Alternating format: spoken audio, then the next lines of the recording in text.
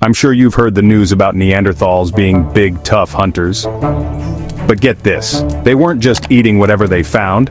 Turns out, even 50,000 years ago, dinner was all about personal taste.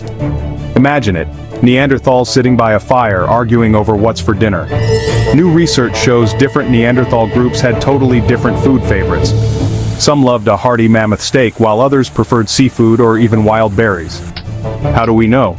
Scientists studied cooking tools from sites all over Europe and found traces of everything from deer and fish to plants. So, Neanderthals weren't just hungry, they were choosy. Coastal groups went for fish. Inland tribes hunted big game. It's like the Stone Age version of picky eaters and family recipes. Maybe one clan was famous for Grandma's roast deer, while another swore by Uncle Grog's grilled eel. Why does this matter? It means Neanderthals were more like us than we ever guessed. Curious, creative, and maybe even foodies at heart. So next time you can't agree on dinner plans, just remember, you're keeping a 50,000 year tradition alive.